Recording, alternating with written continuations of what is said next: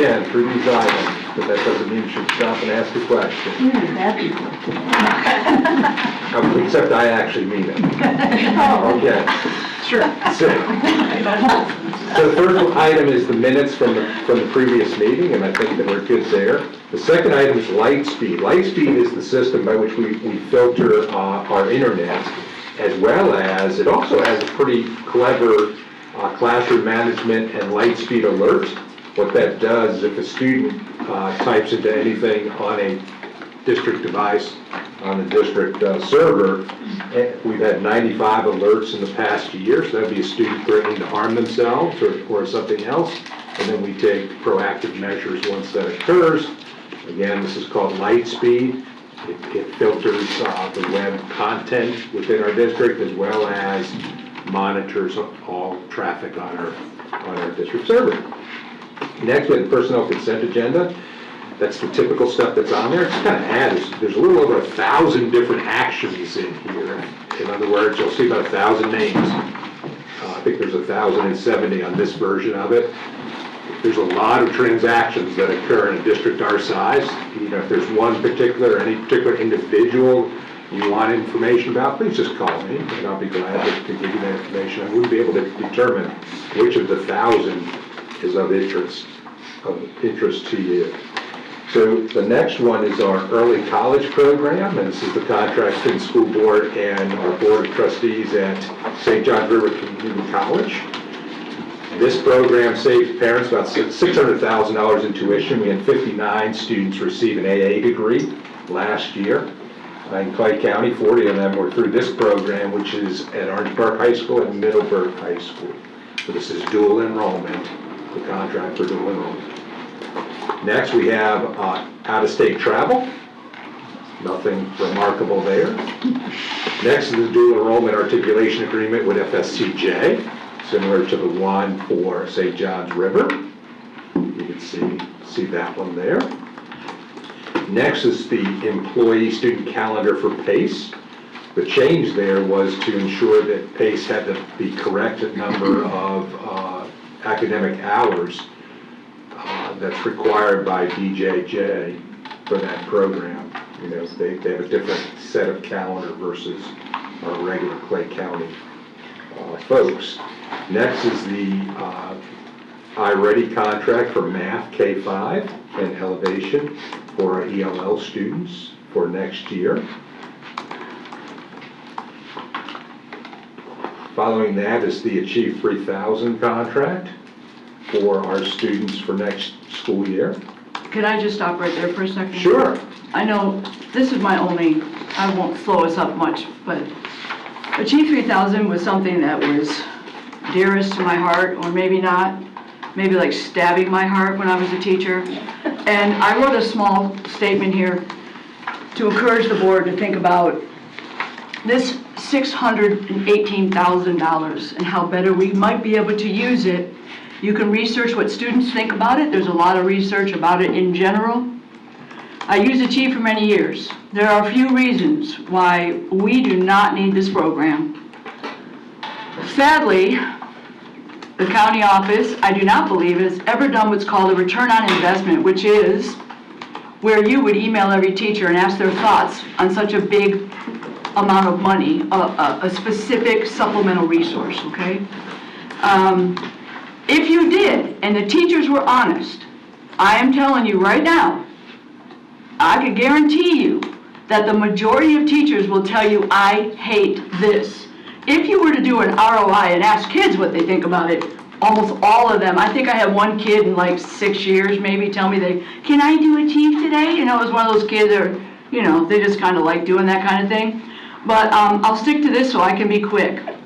If you survey them, the majority of them would say, no, I don't want this. Number one, the Achieve 3000, the way we utilize it as a county is a free-for-all for teachers. And what I mean by a free-for-all is Achieve hurts grades of our students. Many years ago, teachers were supposed to use the articles to help with reading gaps. It was supposed to be a tool for us. I was excited about it at first, but I can tell you that Achieve should never be used as a grade, and it is be used as a grade in every school all the time. So if you fail and achieve 3,000 because you are working right at your level and you get a 50, teachers are putting a 50 in the grade book. You could go through and look at this, school to school. If you could get into a teacher grade book, you would see it. So for this $600,000, I am telling you, it is hurting kids' grades. We don't have a policy on it or a procedure that tells teachers, hey, don't use it for that reason.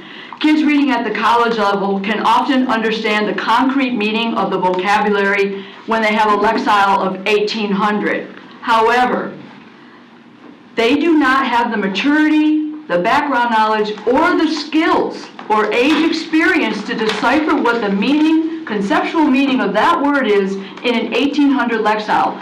Often, my gifted kids would end up with a 68 or a 50 on their achieves, and the words, I'm not going to lie, I would have to look up in a dictionary because I couldn't find the context clues. It is very difficult. The 1 to 2 vocabulary words per article, if they miss them, it results in a 75, a 68, or a 50, depending how many questions, which is devastating on many levels to a student. To include their grade, their self-esteem, and their confidence about taking challenges in their reading and attempting to do things that are hard for them. Kids reading at a very high level will get articles from 2 to 4 pages long in the same class period as a low-level reader getting 1 paragraph. Very difficult to handle. Number 2, the articles are, if you ask the kids, boring. The kids, they ask the same questions over and over. I have seen hundreds of articles. The same question stems are used over and over, and they do not all match our new fast testing or our standards in Florida. They just don't, they don't align, and they're not asking it the right way. If teachers do not go over missed questions with students, we call that reteaching a concept, and they are not at mastery, why do we use the program at all? I watched teachers for the last 4 years give articles to kids, grade the articles, maybe give them a little worksheet to do with the article, fail them, and leave that as a failing grade. Nobody was reteaching it. How I used it was I would print out something, we would do it together, then I would print out another one, they would try it, and I would reteach the skills they needed. It takes time from quality classroom instruction. That engagement that is on our strategic plan, that engagement comes from not being on a computer screen. They hate it. That engagement comes by limiting the technology, forcing teachers to get outside of that technology box. I had one teacher say to me, what do you think about Achieve 3000? I said, I think it needs to go away. And she said, what will I teach? I was like, what will you teach? What did you teach 5 years ago? How did we get by without Achieve? It also makes screen time, additional screen time, when we know screen time is harmful for kids. Recent reports have come out about how damaging to the mental health of kids screen time is. And there's nothing more engaging than reading a novel with kids, as Miss Bola will know, and doing the right thing by them. They can learn every standard there is in the state of Florida from a novel if they're engaged. They don't need to read from Achieve. Who at the county office is reading every single article that's being placed on their dashboards? Who is making sure that the thousands of articles that they offer align with Clay County and align with Florida statute? We have to be sure that they align with current statutes. I once had a teacher, kid you not, true story. I was a department head, won't name what school I was at, came up to me and said, Ms. Hanson, I have a problem. I'm like, what's your problem? She said, my 4th grader just came up to me and asked me what a queer is. And I said to him, what do you mean? He said, it's in my article in Achieve. And I said to the teacher, because I was kind of like, what do you say? I don't even know what to say to somebody 9 years old about that, right? I was like, what did you say? And she said, I'll get back with him. And the article was titled, History of the Rainbow Flag. But when you have, if we are not vetting, we're going to get in the same situation we did with some library books, a small percentage, but some. If we're not vetting all of this, I realized as a master teacher when we first started using it to delete everything that was on their homepage and put what I have read on their homepage. I can tell you majority of teachers don't do that, nor do they have the time to do that or the skill. Ms. Bola can tell you, we don't have the time to go through reading all the articles that we need to. It is used as a babysitter by some and not used at all by many. When instructed to use it by the county office as a teacher, I did not. My VAM scores were great, and my ESE kids always moved up, and I never used technology in the classroom. So I'm going to implore you to start thinking about it. This is $618,000 in a time where scholarships are taking money from everywhere. I don't know what fund it comes from. I don't really care at this point, but it is a duplicate resource for us. We have already technology for Penda, iReady, Lexia, Alex, supplemental online support for textbooks, movies. Ask yourself, do we need to spend $618,000 on a program that if we ask our people are not wanting to use it? That's it. Sorry. I have nothing to say the rest of the time, I promise, Mr. Brodsky. All right, awesome. Thank you. Sarah, we appreciate that. Yeah, I mean, let me just add a little bit of context to all of that. It's not meant to be the curriculum, it's a supplement to the curriculum. So it sounds to me like more professional development of the people actually doing the instructing, so more engagement, as you pointed out, occurs, and less reliance on the program will be there. So just going back to the budget cycle and how this is all done, we are not, the computer programs that are currently in place are supplemental programs designed to assist in the process. So in the process, you wouldn't want to pull a support away from a teacher, because our number one goal, or our number two goal, is to recruit, retain, and develop our workforce. You know, so part of that support piece of that, yes, that's increased compensation, okay, but it's also not taking any of the tools they currently have they currently use without replacing it with another tool. So to the board member's point, if that is a program that should be replaced with some other resource for teachers, that's more appropriate, we're all about looking into that and figuring out a way to make that happen. But the time to do that wouldn't be right before school starts, when the resource is, for some teachers, a reliance on the resource, especially with our newer teachers, as we try to build capacity through professional development. That takes a little bit of time. And it's kind of sad to say that out loud, you know, to hear that, but that's just the reality of it.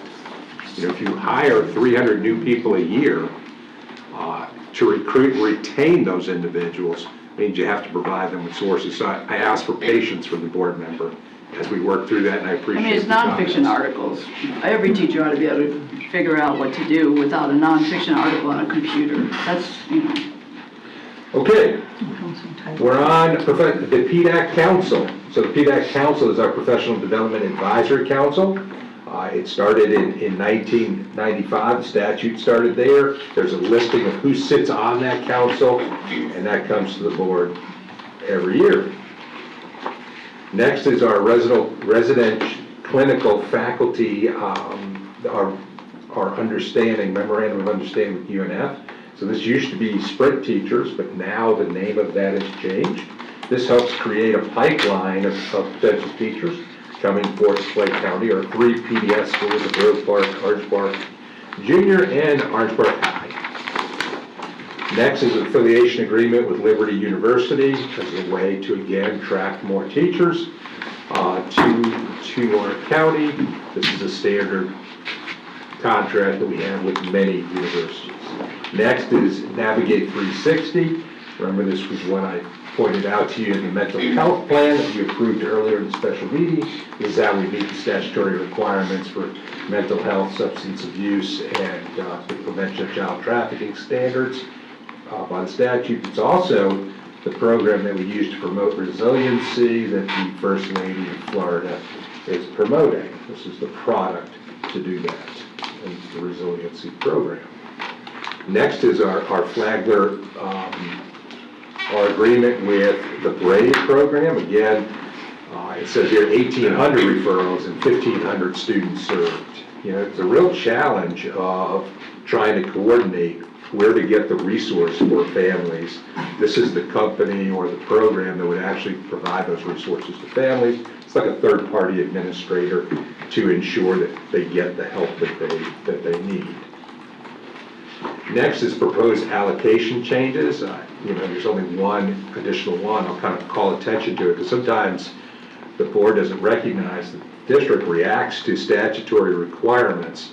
You can see the position of district threat management coordinator in the latest round of legislative session, 6.0019 threat management. The state is saying each school superintendent must designate and form a threat management coordinator to oversee, and it goes on with that. So a lot of times, like a board will see a new position, they'll say, like, what is that? I can assure you that Dr. No keeps a close eye on what happens to ensure that we're meeting the requirements of the statutes, but also staying within our means as a district.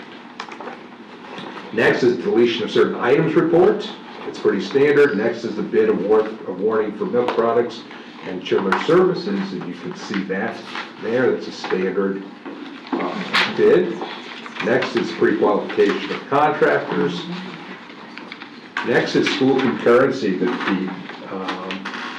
proportionate share mitigation. This is with Holstein Commercial Limited and Bella Lago.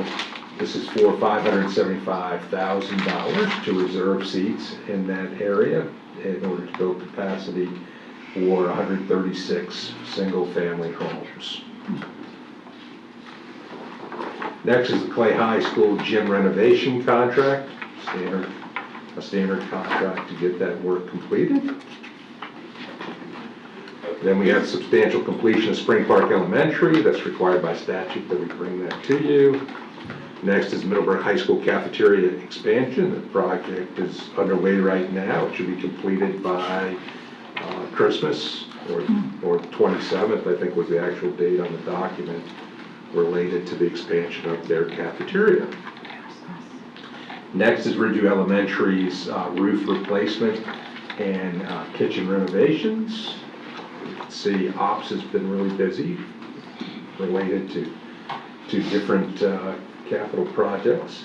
Next is the replacement and the erosion control at Fleming Island High School. Any of you that know Fleming Island High School itself, there's drainage issues related to that property, and so this is the fixing of those erosion issues, and in the process going to have to replace the batting facility there as a result of doing that erosion work at that school. Next is Middleburg High School single key of entry access initiative. We've done 3 schools, Green Cove Junior, CEB, and Bannerman, to improve our safety as far as keys and key management. Same thing for Keystone Heights High School. That's the next item. Then the next item is Wilkinson Elementary School cafeteria and kitchen renovations. Next we have the Orange Park Junior High restroom renovations, followed by Lakeside. And last in the regular agenda is the Architect Award for the classroom prototype for Oak Leaf Junior High School and Lake Asbury Junior High School. This would help reduce portables at those schools. Yes. And Loving also it. deal with some capacity challenges out in those 2 areas. Next, there is no special action at this point. There is a public hearing on the student progression plan. You've already advertised this, 30 days have gone by. Now this is the final on that. And then after that, you have the public hearing for the purchase of the 95 acres that you approved last go-round. And that's it for the agenda item. I think next on there is the update for this school year. Just wanted to kind of point a couple things out to the board. One, for the sake of time, transportation is going to, for the first time, have all of their routes covered at the beginning of the year, Randall was going to give a presentation, but because of the length of our meeting, he had to go back and do some training with the bus drivers. So we skipped the transportation presentation. This will be the first time I met with him personally to address a couple issues related to transportation. Normally, as a board, I would just kind of tell you a couple things. Normally, the first week of school, there's going to be people that will send you emails, send you phone calls, all that kind of stuff. If you're transporting, 11, 12,000 students, there's bound to be somebody that's late or whatever the case might be. It takes a couple days for that to work out with that. So they'll actually have more drivers than they will have routes, which is better than most places. I credit the transportation department. I credit the leadership there. When I asked, hey, what are you doing? He told me he would have to tell me, but then he'd have to kill me. And I thought, okay, you can keep the secret as long as you continue to hire more people. I'm good with that, right? So it's very, very competitive field. Districts poach off of one another related to salary and conditions. So they really are. I can't say enough good things about the progress that's there. Does that mean you won't get a single phone call about a bus being late? Of course you will. I mean, it would be totally unrealistic to not, at the start of a school year, to get calls or emails or phone calls. Think about it. For 2 months, I don't know of no other business that shuts down for 2 months and then on the same time, on the same day, says, okay, turn the light switch on. When you think about that, just strictly from a business model, that makes no sense whatsoever. Because you're expecting every computer to just fire up like nothing happened for the last 2 months. You're expecting every bus driver to follow their route precisely on day one. You're expecting every cafeteria to serve the meals on time on day one. No, there's a process, and those of you that are teachers are smiling because you know, like, how this works. Well, my room was always together, but I would be amazed on the first day of school, they would say, we're gonna do it, and they'd be like, hold your classes for lunch, 25 minutes, please. I mean, you can't, it's not funny in the sense of making fun of it, it's just irony. I'll tell you, nothing beats Carline on the first week. So I would Rain. have people that would call and they'd say, hey, I was trying to get to the school, but there was a lot of people on the way there. The whole county goes on the road at the same time. What did you think was going to happen? Yes, all of those natural things that happen. Please, please, please. I pride myself on customer service for our parents. Please just send it to me. Okay? I'm the one that manages that in the day-to-day operations. I have the staff that I rely on to do those things. If you try to help out, it slows down the process of that customer getting the customer service that they deserve. Just forward it on. You don't need to even tell me an explanation. Just forward it to me. I do this all day, every day. Right? I get about 350 emails a day, and then it's my job to determine how best to deal with that. Just send it to me. Okay, that first week of school. So about how many on standby? How many drivers do we have? There's like 5 on standby, but there's ones that are going through the queue right now, and we'll have additional drivers within the first 2 weeks. Miracle.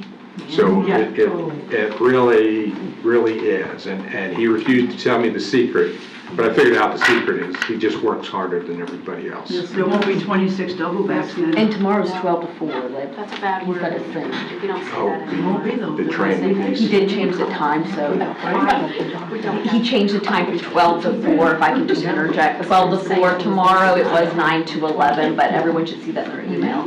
So we'll put an email out kind of reminding you of the first week of school and those kinds of things that we just talked about. But also, I want you to mark your calendar, okay? The first day of school, and we'll put out an email also with this in it. 8:30 Spring Park Elementary, we're doing, if you care to partake. Our first school, that ought to be interesting, right? The first day of school in a brand-new school. That's mean. It should be good. And then at 9:30, Clay High, going to Clay High, and then Green Cove Junior, 10:40 to 11:30. We'd love to see you, there, if possible. Man, Green Cove's getting all the attention. We try to put them geographically, Yeah. that's kind of how we did that. And many other things, but I think you guys have met enough, so I appreciate that opportunity to just kind of update you on those couple of things. The last thing that's on the agenda here is this board policy that if you're going to dedicate a facility in name of someone, it's brought to the board as an information item, it's not voted on. But one of the things that the Middleburg community, the Middleburg High community has requested and I'm inclined to grant is the dedication and naming of their gym after Carrie Pruitt. Yes. Okay, anybody that knows Carrie Pruitt, a lifelong educator, she was in Middleburg when I was there, and Miss Skipper was there, and everybody else, nobody more dedicated to that. Just as a point of reference, totally deserving and all that good stuff.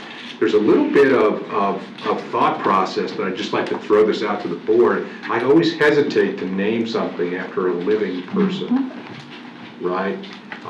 Because it creates complications. The person's still alive related to that, but there's nobody more deserving than Carrie Pruitt. And so that's the reason why, but I just didn't want to rain on the parade, but also think, hey, you have to think about this because then if you have buildings named after living people and something happens with that living person, that creates other issues down the road. As a board, not Carrie Pruitt's, No. she's jam up. Not gonna happen. Jam up, I get it. I'm just merely pointing out that little thought process I went through so you can kind of understand that we shouldn't be just naming buildings after living people. That's not a good way to go.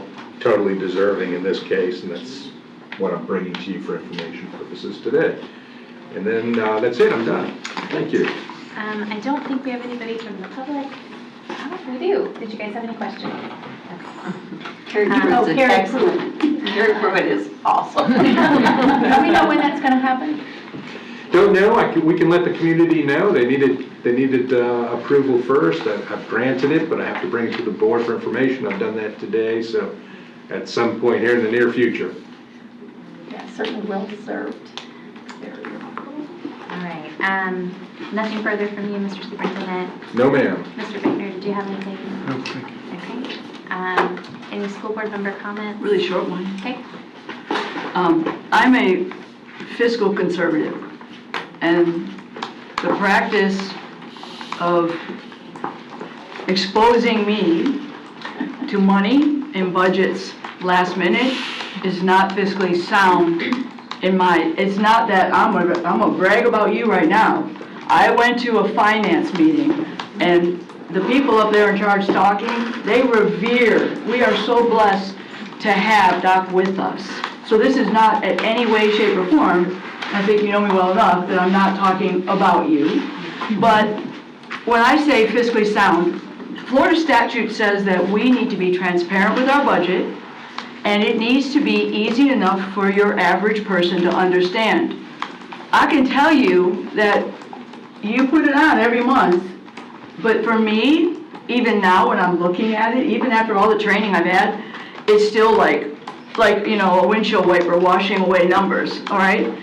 I really think it would benefit us if we could dedicate 10 to 15 minutes a month so that our CFO could tackle things that constituents have questions about, like why did they take that off and make it a $10,000 more job? Or why did they, if she could just explain month by month some of the changes to the budget in layman's terms, and I mean, I am on the, you need to be simple with me, layman's terms, it would help us a great deal when it comes to our constituents in the educational community if they could hear, I don't know, what do you want to call it, like a little FYI, like a little learning session every single month for 10 to 15 minutes about maybe legislation, why you had to do something. I don't know what you guys feel about that, but I feel she's a valuable resource to help us with that transparency and making the budget easily understood.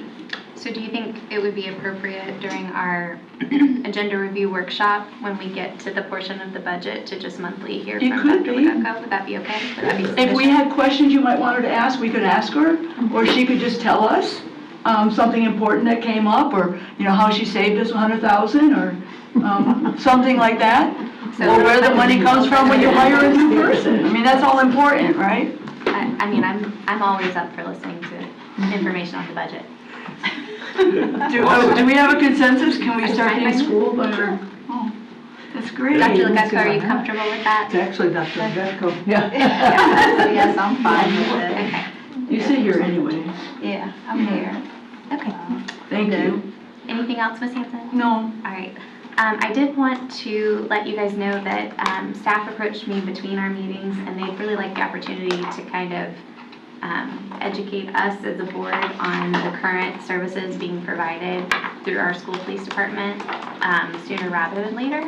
So if you guys are comfortable and you want to shoot me some dates, we don't have to do it right now, but through email we can figure out dates that work for everybody. And I'll let, Is it possible to tack it on to the next board workshop since you're already gonna be here? we can do that. I think that's a good enough time for Is that Yeah. soon enough? the sheriff to I have some think, time. I think Well, so. we would be hearing from the district first instead of District waiting to first. hear them both, yeah. So this would be a presentation on the current status of the school police department and what the services look like and the cost associated with it. So we could do that, our We're next. changing our initial agreements to have them both together. Correct. Are you okay with that? What was the reason for that? They just feel like there's gaps in understanding about the services provided and how it's run, and they'd like the opportunity to give us that information sooner rather than later. I think more information the better, if that's what the board wants to do. I mean, does it Would we include an just honest attach question? it on to the 29th then, Correct, it would be on August 29th? August 29th. Is that the next workshop? Yes. Okay. Is that, This way you don't have to come up with another date, I'm just saying that you're gonna be here anyway. And so it's not just an information session, because I think it needs to be an honest, ask questions and get honest answers as well, right? Yeah. Like what's on our heart, what might be wrong with policy. Okay. is that agreeable? Do we have consensus? August 29th, we'll hear from our school district police department. Okay? All right. Anything further? I just want to quick bring up one thing. Foundation is having their Tools for Schools in multiple days, multiple times. Thursday, the 27th, this Thursday at Garber from 3:30 to 5, and then on Monday, the 31st, special one specifically for new teachers, which I thought was good. And then also the day of our school board meeting from 12 to 6. August 3rd is for all teachers, and that's at Garber Auto Mall. And then the Keystone one, they've moved the new Keystone Tools for Schools room next door, which is fine, but it's larger, and that's going to be on Tuesday the 8th from 9:30 to 12:30. So if you've never been to a Tools for Schools, strongly recommend you stop in and just see it in operation, because it is phenomenal.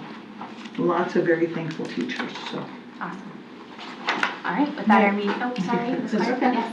I just wanted to get an update on our southern group, doesn't have to be now, but whatever you can bring us that they've been I'll give working you on. the and quick successful. update. 2 of our appropriations actually made it through. We attempted 3 appropriations. The 2 that made it through were the expansion of Elevation Academy at Bannerman Learning Center to help people graduate.